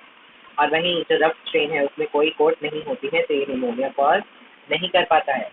तो इसी वजह से इन्होंने इस वाले ही स्ट्रेप्टोकोकस निमोनिया को इसके लिए इन्होंने सिलेक्ट करा था, क्योंकि 2 तरीके की स्ट्रेन दिखाता है, एक तरीके में निमोनिया कॉज कर देता है और एक में ये निमोनिया कॉज नहीं कर पाता है। जैसे के लिए फेडरिक स्मिथ ने वाइस का यूज करा है। अब एक्सपेरिमेंट आखिर करा किस तरीके से क्या, कि इन्होंने एस स्ट्रेन वाला जो है निमोनिया वायरस को इन्होंने उठाया। अब एस स्ट्रेन का आंसर तो स्मूथ स्ट्रेन ये क्या करता है, निमोनिया कर देता था। तो जो निमोनिया कर देता था उसको हम लोग किसी कलर से रिप्रेजेंट कर देते हैं। सपोज जो ग्रीन वाला है इट सेज कि ये वाला जो है निमोनिया कॉज कर देता है, एस स्ट्रेन से निमोनिया हो जाता है। इन्होंने क्या करा, चूहे के अंदर इसे लगाया, चूहे को हुआ निमोनिया, चूहा वहाँ पे ही मर गया, माइस डाई। सेकंड में क्या करा गया, सेकंड में करा ये गया कि आर स्ट्रेन वाला इसमें डाल दिया गया। आर स्ट्रेन क्या करता है, नॉन वायलेंट होता है, मतलब निमोनिया कॉज नहीं करता है। तो इसमें क्या हुआ, चूहे में डाला, चूहा जिंदा रहा, चूहे को कुछ हुआ ही नहीं क्योंकि निमोनिया उसके अंदर जा ही नहीं पाया। अब अगले में क्या किया गया कि एस स्ट्रेन वाला ही जो कि कॉज कर देता था। एस ट्रेन वाला जो कि कॉज कर देता है, इसको डाला तो क्या, लेकिन किस तरीके से डाला गया ये बहुत इंपॉर्टेंट है। हीट फेज मतलब एस ट्रेन को हमने आग में जो कि है जला दिया। तो आग में अगर हमने इसको जलाया तो इसमें क्या हुआ, इसकी जो पॉलीसेकेराइड म्यूकस की जो कोट थी वो उतर गई। तो ये भी किस तरीके से बिहेव करने लग गया, स्मूथ रफ वाले की तरह बिहेव करने लग गया, और ये भी क्या हो गया, नॉन वायलेंट हो गया, क्योंकि इसके ऊपर की म्यूकस कोट आग में जल गई। तो इसको हमने चूहे में डाला तो चूहा जिंदा रहा, क्यों, क्योंकि इसने काम ही किस तरीके से करा, रफ वाले की तरह इसने काम करा। अब अगले में मैंने क्या करा है, अगले में मैंने एच ट्रेन लिया और आर ट्रेन भी लिया। एच ट्रेन जो मैंने लिया वो मैंने हीट क्रेड लिया, मतलब जो मैंने थर्ड वाले में लिया था यही वाला मैंने इसके अंदर ले लिया। अब एच ट्रेन हीट क्रेड मुझे समझ में आ गया कि इन्फेक्शन कॉज नहीं करेगा, और इसके साथ मैंने क्या डाल दिया, आर ट्रेन डाल दिया। आर ट्रेन तो मुझे पता है ये कुछ करता नहीं है। अब होना क्या चाहिए था कि एच ट्रेन भी हीट क्रेड वाला है और आर ट्रेन भी, आर ट्रेन तो कुछ करता नहीं है, तो दोनों ही कुछ भी नहीं कर पाते, तो चूहा जो कि है, माइट जो कि है वो जिंदा रहना चाहिए था। लेकिन हमें देखने को क्या मिला, चूहा जो कि है मर गया। अब क्यों मरा, इसका क्या रीजन था कि जो आर ट्रेन वाले का जो जेनेटिक मटेरियल था यही कहीं ना कहीं किसके पास पहुंच गया, ट्रांसफॉर्म होके एस वाले के पास। और या फिर हम ये कह सकते हैं कि एस वाले ने ट्रांसफॉर्म कर दिया आर वाले को, आर वाले के जेनेटिक मटेरियल को अपने जैसा, मतलब इसने इसको अपने जैसा बना दिया, या फिर इसने अपने वाला हेल्प करके इसको दे दिया और ये वापस से जिंदा हो गया। मतलब अल्टीमेटली क्या हुआ, ट्रांसफर हुआ, एक ट्रांसफॉर्मेशन हमें देखने को मिला, जिसकी वजह से कहीं ना कहीं वही करेक्टर जो कि हमें दोनों में ही इस टाइम नहीं देखने को मिल रहा है, वो करेक्टर वापस आ गया। ये जो सम ट्रांसफॉर्मिंग प्रिंसिपल कुछ ऐसा हुआ जिसकी वजह से हीट के आर ट्रेन जो था, तो आर ट्रेन मतलब कि कुछ कोई तो ट्रांसफॉर्मिंग प्रिंसिपल था जो कि इस एस ट्रेन वाले के अंदर से आर ट्रेन वाले के अंदर चला गया। क्या हुआ कि इस एस वाले ने अपना जेनेटिक मटेरियल ट्रांसफर कर दिया आर वाले के अंदर, और इस आर वाले को कन्वर्ट कर दिया अपने जैसे, मतलब अब आर वाला ना रह के क्या बन गया, एस वाला बन गया। एस वाला भी कैसे, नॉर्मल एस वाला, उसमें कोई हीट क्रिएट का रोल नहीं। एस वाले ने आर वाले को अपने जैसे ही बना दिया। अब क्योंकि हीट क्रिएट था तो ये कुछ कर ही नहीं पा रहा था। अब लेकिन जब इसके करेक्टर्स आर वाले में गए तो आर वाला तो हीट क्रिएट था नहीं, लेकिन करेक्टर्स उसमें गए तो ये वाला पूरी तरीके से फंक्शनली एक्टिव हो गया। अब ये क्या बन गया, वायरुलेंट बन गया। अब इसके अंदर कैपेबिलिटी थी कि ये वाला क्या कर सकता था, ये वायरस कॉज कर सकता था। तो इसको जब हमने चूहे में डाला तो उसने चूहे में वायरस कॉज करा और चूहा जो है मारा गया। So enabled our strain to synthesize smooth polysaccharide coat and become virus. इसने क्या करा, आर वाले को क्षमता दी कि वो अपने अंदर पॉलीसेकेराइड की कोटिंग डेवलप करे और वायरुलेंट बन गया। मतलब एस वाले ने क्या बोला कि उसने अपना जेनेटिक मटेरियल दिया आर वाले को और कहा कि जाओ तो मेरे अंदर का जेनेटिक मटेरियल ले जाओ, अपने अंदर उसको मतलब दे दो। और इसके अंदर जब उसका जेनेटिक मटेरियल एंटर करा तो उसने इसको आर वाले को कैपेबिलिटी दी कि वो अपने बाहर क्या डेवलप कर ले, वो भी वही कोटिंग डेवलप कर ले जो कि एस वाले के पास थी। अब एस वाले की कोटिंग सब आर वाले के पास आ गई, तो उसको कैपेबिलिटी मिली कि ये वायरस जो है कॉज कर सकता था। तब ऐसा तभी पॉसिबल है कि जब कुछ जेनेटिक मटेरियल ट्रांसफर हो गया हो एस वाले का आर वाले के पास। तो वो क्या जेनेटिक मटेरियल था वो तो ये लोग बता नहीं पाए, लेकिन उन्होंने ये जरूर बता दिया कि कुछ ना कुछ तो ट्रांसफॉर्मिंग प्रिंसिपल था जो कि इस एस वाले से आर वाले के अंदर चला गया, और ये एस वाले जो कि हीट ट्रेड में कुछ नहीं काम कर रहा था वही काम इस आर वाले ने अब करके दिखा दिया। तो वो क्या था अभी हमें आगे और एक्सपेरिमेंट वाले बताएंगे, लेकिन इन्होंने कहीं हद तक हमें बता दिया था कि कुछ तो चीज़ है जो कि एक मिसिंग एलिमेंट पैदा कर रही है चीज़ों के आदान प्रदान, मतलब ट्रांसफॉर्मेशन। जितना इजीली कुछ भी नहीं होता है, बहुत ज़्यादा डिफिकल्टी होती है कोई भी प्रोसीजर होने में, कोई भी एक्सपेरिमेंट होने में, एंड इसको अल्टीमेटली समझने में। देखिए उन्होंने एक्सपेक्ट क्या करा था कि यहाँ पे हमने दोनों चीज़ें मरी हुई डाली हैं। एस ट्रेन भी हमने हीट क्रिएट कर दिया तो हमने देख लिया था कि वो भी चूहे को कुछ नहीं करता। इस केस में भी जो चूहा है वो जिंदा रह जाता है, और हमें पता है आर ट्रेन में तो वैसे भी चूहा जिंदा रहता है। अगर दोनों कंडीशन में चूहा जिंदा ही रहता है तो यहाँ पे भी तो चूहा जिंदा ही रहना चाहिए था, लेकिन यहाँ पे क्या हमें देखने को मिला कि चूहा ही मर गया। तो कुछ तो ऐसा हुआ जो कि एस ट्रेन वाले से आर ट्रेन के अंदर गया और इस आर ट्रेन वाले को कैपेबिलिटी दी कि हाँ तुम भी अपने ऊपर एक पॉलीसेकेराइड म्यूकस की कोट बनाओ और मेरे जैसे ही बिहेव करो और वायरस कॉज करके चूहे को अल्टीमेटली मार डालो। तो हमें करना क्या है, मतलब इसमें आपको अगर याद करने की बात करें तो आप लोग इसको इस तरीके से आते थे कि अल्टीमेटली आप लोग उसको जो रैट है उसको माइस को किल करना है। वो किल किस तरीके से हो सकती है, या तो वो कम्प्लीटली एस हो या फिर वो एस तो हो हीट क्रिएट भी हो, और उसके साथ क्या प्रेजेंट हो जाए आर स्ट्रेन प्रेजेंट हो जाए। तो 2 ही केस में चूहा मरा था और 2 केस में चूहा जिंदा रहा था। ये 4 केसेस के लिए बहुत ज़्यादा इंपॉर्टेंट होता है। अब होता है बायोकेमिकल का करेक्टराइजेशन कि इसके अंदर आखिर वो बना किस चीज़ से हो सकता है, ये वाली चीज़ किस तरीके से टेस्ट। तो इसको करा था आपके 3 scientist, Avery, MacLeod and McCarty. तीनों के ही नाम अगेन आई वुड से आगे वाले चाहे नाम याद ना हो लेकिन पीछे वाला नाम जरूर मुझसे याद रख लेना है। तो इन्होंने क्या करा, इन्होंने बायोकेमिकल मतलब वो बना किससे हुआ है ये वाला जो कि है इस चीज़ का उन्होंने काम करा और जाना कि ये जो ट्रांसफॉर्मिंग प्रिंसिपल ग्रिफिथ जो अपने एक्सपेरिमेंट में बोल के गए हैं वो आखिर बना किस चीज़ से हुआ है। मतलब वो डीएनए से बना है, आरएनए से बना है, प्रोटीन से बना, आखिर क्या चीज़ है जो ट्रांसफर होकर जा रही है अगले में, ये तो हमें पता करना पड़ेगा ना। उन्होंने तो बस ये बता दिया कि कुछ तो चीज़ थी जो कि इस आर वाले से इसके अंदर चली गई। ऐसी बात नहीं है कि ग्रिफिथ ने ट्राई ना करा, उन्होंने भी ट्राई करा होगा लेकिन वो कहीं ना कहीं इनकम्प्लीट है। लेकिन इसको बताया किसने, इन 3 साइंटिस्ट ने मिलकर बताया कि आखिर कौन सा जो कि है चीज़ है, कौन सा उसका बायोकेमिकल नेचर क्या है कि वो प्रोटीन है, डीएनए, आरएनए है जो कि यहाँ से यहाँ पे ट्रांसफर हो रहा है और उससे वो क्षमता दे पा रहा है कि भी अपने बाद न्यूक्लियर सपोर्टिंग डेवलप कर। तो 3 ही चीज़ें हमारे पास यहाँ पे पॉसिबल है, या तो वो हो प्रोटीन, या वो हो डीएनए, या फिर वो हो आरएनए, जो कि हीट फील्ड एस वाले से मतलब यूजिंग सुटेबल एंजाइम उन्होंने निकाले और टेस्ट करा कि आखिर वो क्या हो सकता है। तो उन्होंने डिस्कवर करा कि जो digestion of protein and RNA did not effect transformation. मतलब कि इन्होंने एक बारी मतलब उन्होंने 3 चीज़ें करी। इन्होंने एक बारी रखा प्रोटीन, आरएनए और डीएनए को, मतलब एक हमेशा रहेगा। और इन्होंने डाला प्रोटीन पहली बार। अब प्रोटीन ने क्या करा, प्रोटीन को खा लिया, लेकिन हमने क्या देखा कि फिर भी जो डीएनए का जो प्रोसीजर है, मतलब जो आदान प्रदान वाला प्रोसीजर है वो फिर भी हो गया। अब अगली बारी में हमने क्या डाला, आरएनए ने क्या करा, इस आरएनए को खा लिया और प्रोटीन और डीएनए को आगे जाने दिया। तो इसमें भी हमने देखा कि डीएनए तो चला गया, क्यों, क्योंकि वो किसके पास था, डीएनए के पास था, तो वो अभी भी वो मतलब वो चीज़ वर्क कर गई। अब अगले वाले में हमने क्या करा, हमने डीएनए को डाला। अब जब हमने डीएनए को डाला तो डीएनए ने क्या करा, डीएनए को खा लिया, आगे क्या गया प्रोटीन और आरएनए, लेकिन क्या नहीं गया, जेनेटिक मटेरियल आगे नहीं जा पाया, क्यों, क्योंकि डीएनए चला गया। अगर इस चीज़ से हमें समझ में आया कि जो जेनेटिक मटेरियल कैरियर है वो कौन है, डीएनए ही है, not protein, not RNA, what is it is DNA. अगर कहीं भी आपके पास डाउट रह जाता है, कुछ भी चीज़ अगर समझने में दिक्कत होती है तो वो लोग आप लोग easily and freely comment section में पूछ सकते हैं, आपकी क्वेरी जरूर से ही क्लियर कर दी जाएगी, कहीं भी आपको डाउट नहीं रह पाएगा। इन पर इसको शॉर्ट में और बता देते हैं थोड़े अच्छे तरीके से, आरएनए, प्रोटीन एंड डीएनए को रखा। और हमें देखना क्या था कि जेनेटिक मटेरियल किस चीज़ की हेल्प से अगले वाले में जा पाना। तो हमने एक बार यहाँ पे रखा प्रोटीन। अब प्रोटीन क्या करेगा, प्रोटीन को खा जाएगा और प्रोटीन को आगे नहीं जाने देगा। तो आगे क्या जाएगा, आरएनए और डीएनए। अब ये दोनों आगे गए, हमने क्या देखा, जो जेनेटिक मटेरियल था वो ट्रांसफर हो गया। अगले वाले में हमने रखा आरएनए। आरएनए ने क्या करा, आरएनए को खा लिया, आगे नहीं जाने दिया, लेकिन आगे क्या, प्रोटीन और डीएनए। अब इस केस में भी हमने देखा कि जो जेनेटिक मटेरियल था वो ट्रांसफर हो गया।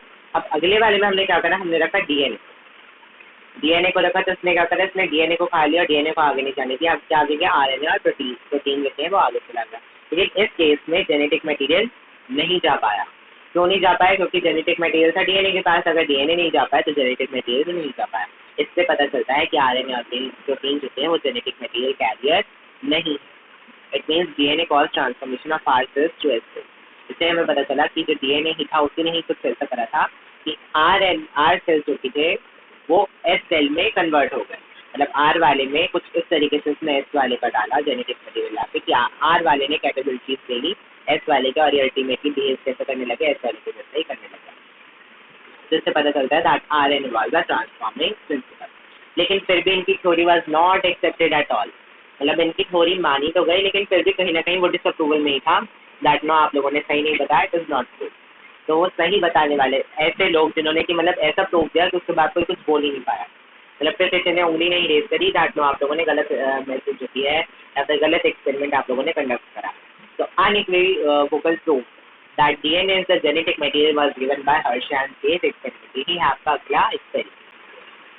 हर्श एंड चेस के एक्सपेरिमेंट को ब्लेंडर एक्सपेरिमेंट भी बोला जाता है क्योंकि इसमें ब्लेंडर की जो है हेल्प ली गई।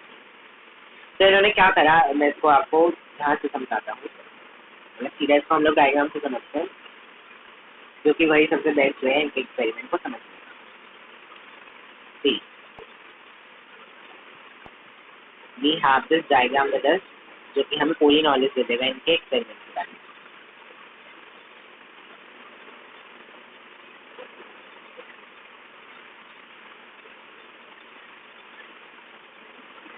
I hope it is clearly visible now.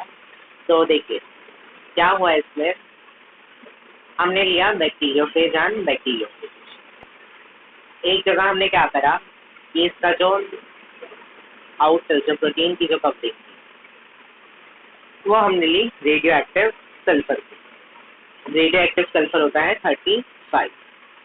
और एक जगह हमने क्या करा, इसका जो जेनेटिक मटेरियल मतलब जो इसका डीएनए था, डीएनए में हमने रखा रेडियो एक्टिव P32, जो कि डीएनए से हमने लेबल कर दिया। ऑब्वियसली यहाँ पे डीएनए होता है, तो दैट वाज P32। तो एक जगह हमने प्रोटीन को रेडियो एक्टिव कर दिया और एक जगह हमने डीएनए को रेडियो एक्टिव कर दिया, जिसके अंदर बैक्टीरियोफेज थी। अब क्या हुआ, यहाँ पे हमने बैक्टीरिया ले लिया, कोई भी बैक्टीरिया आप लोग यहाँ पे ले सकते हैं। अब इस बैक्टीरिया पे अटैक कौन करेगा, बैक्टीरियोफेज। बैक्टीरियोफेज का हमने यहाँ पे अटैक करा दिया। एक जगह पे हमने रखा था क्या, प्रोटीन को रेडियो एक्टिव, और एक जगह पे हमने रखा था डीएनए को रेडियो एक्टिव। अब क्या हुआ, ब्लेंडिंग हमने करी, इसका सेंट्रीफ्यूगेशन करा, मतलब पूरा इसका प्रोसीजर करा हमने।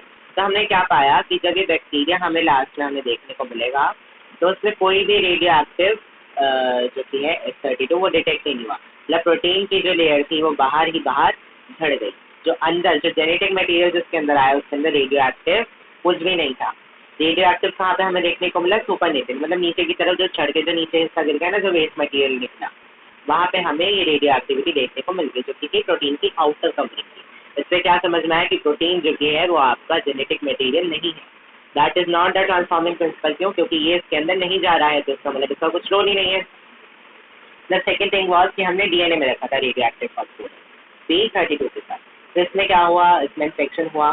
इन्फेक्शन में क्या हुआ, डीएनए एंटर कर गया बैक्टीरिया के अंदर, बैक्टीरिया के अंदर एंटर करा तो प्रोटीन की आउटर कवरिंग से झड़ गई, लेकिन अंदर क्या रहेगा इस बार, रेडियो एक्टिव फॉस्फोरस। अब रेडियो एक्टिव फॉस्फोरस जब उसके अंदर देखने को मिल गया तो ऑब्वियस सी बात है कि जो चीज़ अभी तक ट्रांसफर हो रही थी अगले में वो क्या थी आपकी, it was the DNA only which was the carrier and no radioactivity in supernatant. Supernatant में मतलब जो प्रोटीन के जो आउटर शेल्स मिले उसमें कोई रेडियो एक्टिविटी नहीं थी।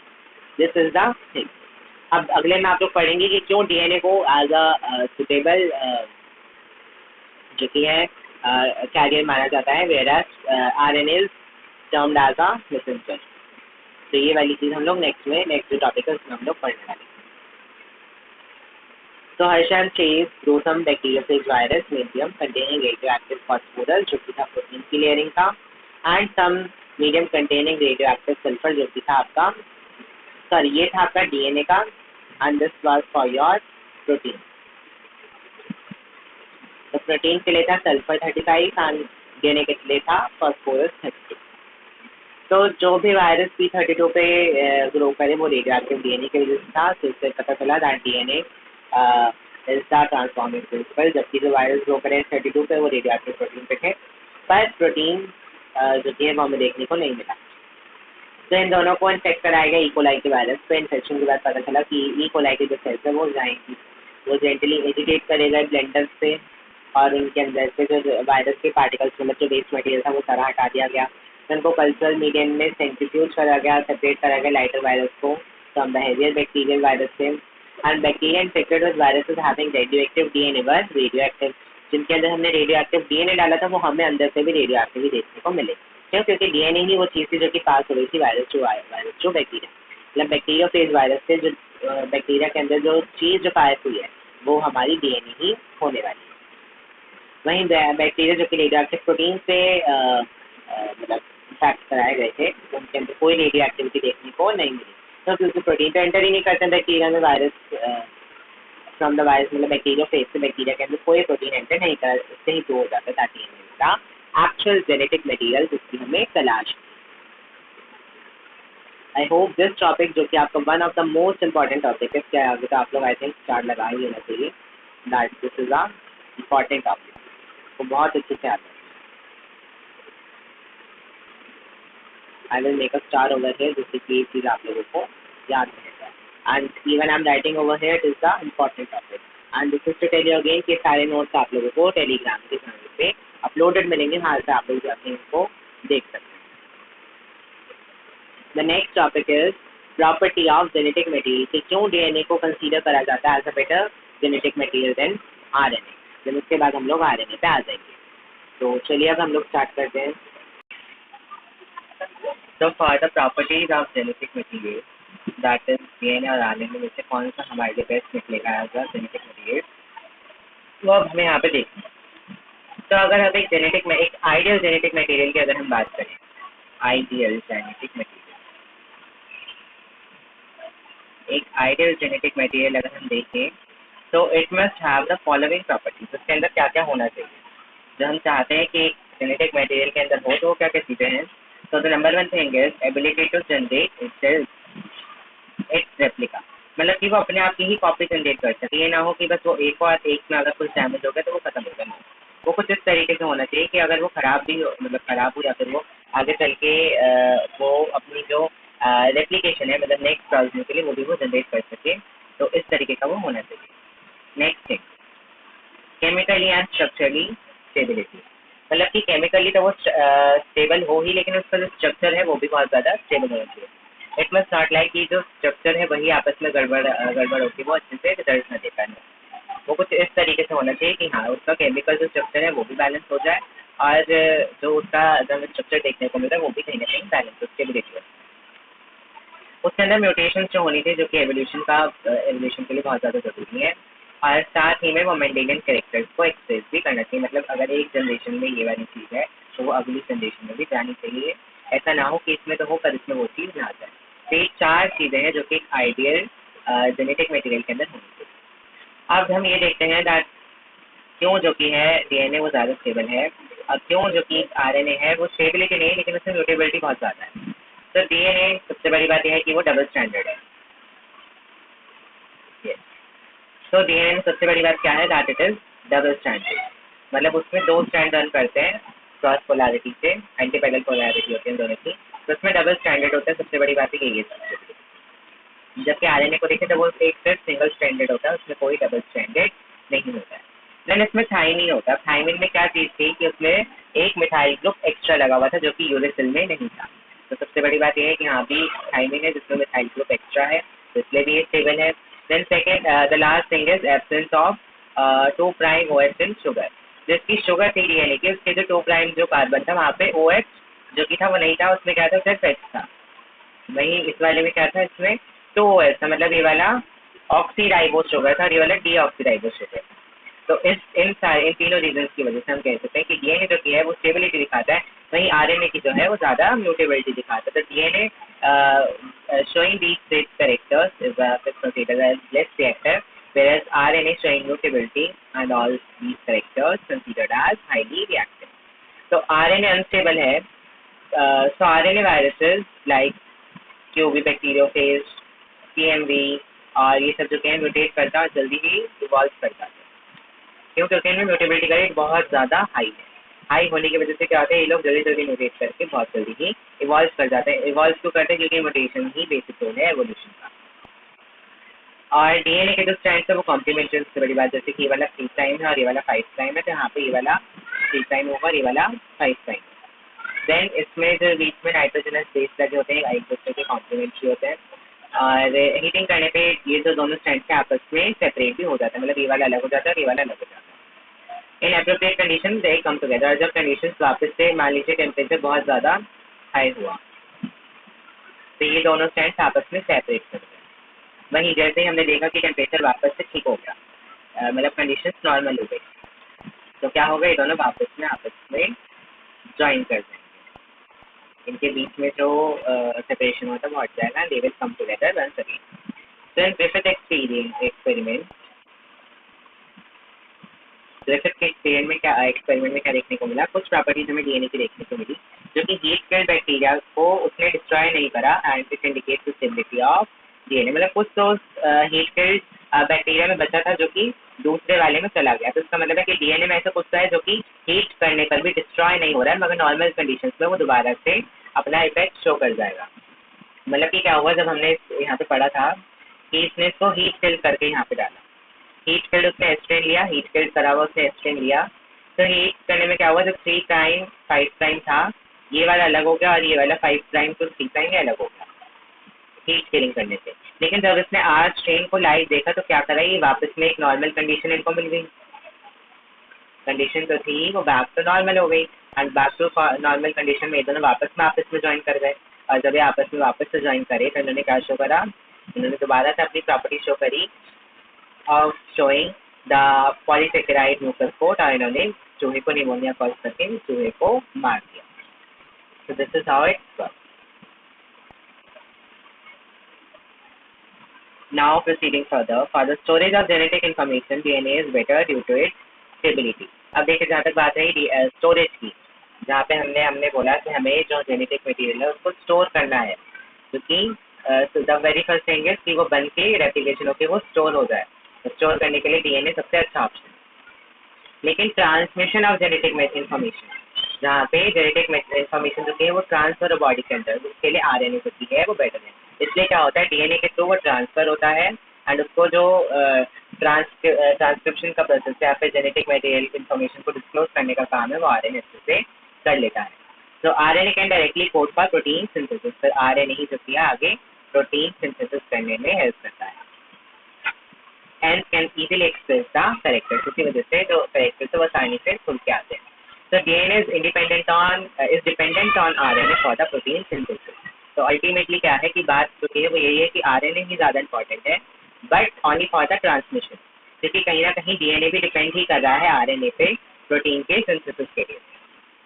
So for that reason we say that DNA is best for the storage and transfer of information, but transmission and उसको ट्रांसफर करना, रीड करना पूरे जेनेटिक इन्फॉर्मेशन को आरएनए का काम है एंड वही आगे जो कि एक्सप्रेस करता है characters for the protein synthesis, वही कोड करता है। Now proceeding further, RNA world. RNA world में हम लोग क्या देखेंगे, किस तरीके से आरएनए की इंपॉर्टेंस हमें देखने को मिलती है। तो अगर आप लोगों ने एवोल्यूशन चैप्टर पढ़ लिया है then you all must know that RNA was the first genetic material जो हमें अपने लिविंग सिस्टम में देखने को, living and non living system जो हमारा फर्स्ट चैप्टर में हमें देखने को मिला था, जो मिक्स था and it acts as a genetic material and catalyst. वो जेनेटिक मटेरियल की तरह भी काम करता है और वो कैटलिस्ट की तरह भी काम करता है। कैटलिस्ट कहते हैं कि वो किसी भी जो प्रोसेस को फटाफट से परफॉर्म कर देता है। एसेंशियल लाइफ प्रोसेस में इन्वॉल्व होता है जैसे कि मेटाबॉलिज्म, ट्रांसलेशन, फाइलिंग, इन सबको इवॉल्व जो कि हुए थे आरएनए के अराउंड हुए थे and DNA evolve from RNA for the stability. अब आरएनए पहले यही काम कर रहा था, लेकिन हमने देखा है कि जब भी हमें स्टेबिलिटी चाहिए होती है तो जो भी ओरिजिनल फॉर्म होती है वो अपनी थोड़ी सी फॉर्म चेंज करके एक स्टेबल फॉर्म बना लेती है। तो आरएनए से ही स्टेबल फॉर्म बनी DNA. Now next thing, central dogma of molecularity of molecular biology. तो इसमें हमें क्या देखने को मिला, हमें एक इसमें सेंट्रल डोग्मा देखने को मिला जो कि हमें प्रपोज करा था क्रिक ने, फ्रांसिस क्रिक ने, जिन्होंने कि डीएनए में भी हेल्प करी है हमारे जो हमारा राइट हैंडेड स्ट्रक्चर हमें देखने को मिला था डीएनए का, उसमें हमें जो हेल्प करी थी वो भी फ्रांसिस क्रिक और हमारे जेम्स वाटसन ने करी थी। तो ये वही वाले क्रिक जो कि यहाँ पे हमें देखने को मिलने वाले हैं। डबल हेलिक्स मॉडल इन्होंने दिया था हमें डीएनए का, तो इन्होंने ही हमारी हेल्प करी है इन द सेंट्रल डोग्मा। तो सेंट्रल डोग्मा में क्या होता है, डीएनए अपने आप को रेप्लिकेट करता है एंड देन ट्रांसक्रिप्ट करके ये बना देता है एमआरएनए। देन एमआरएनए ट्रांसलेशन करके अल्टीमेटली क्या फॉर्म करता है, प्रोटीन फॉर्म करता है। तो ये एरो जो कि है जनरली है ऐसे ही हमें देखने को मिलता है, लेकिन कुछ वायरसेस में ये एरो उल्टा भी हो जाता है, मतलब आरएनए से भी डीएनए कभी कभी फॉर्म हो जाता है। तो ऐसा जब होता है तो उसको हम लोग रिवर्स ट्रांसक्रिप्शन का प्रोसेस बोलते हैं। It is proposed that Francis Crick, it states that the genetic information flows from DNA, RNA and protein। तो इस तरीके से ये साइकिल चलती है चलती है, लेकिन कई जगह ये आरएनए वापस डीएनए में भी चला जाता है कुछ वायरसेस में, तो उसको हम लोग रिवर्स ट्रांसक्रिप्शन बोलते हैं। तो यहीं पर ही आपका हाफ ऑफ द चैप्टर जो कि है खत्म हो चुका है। डीएनए रेप्लिकेशन से आपका सेकेंड हाफ जो कि है चैप्टर स्टार्ट होगा and we will continue the chapter in the second part 2 of this video. Part 2 जब आएगा इस वीडियो का तो उसमें हम लोग डीएनए रेप्लिकेशन को देखने वाले हैं। तो चलिए अब हम लोग मिलेंगे इस चैप्टर के पार्ट 2 में and we will cover all the rest part from the same thing and मिलेंगे अपने नेक्स्ट वीडियो में and meet you soon. Till then if you like the video then do like, share, comment and subscribe the channel and goodbye।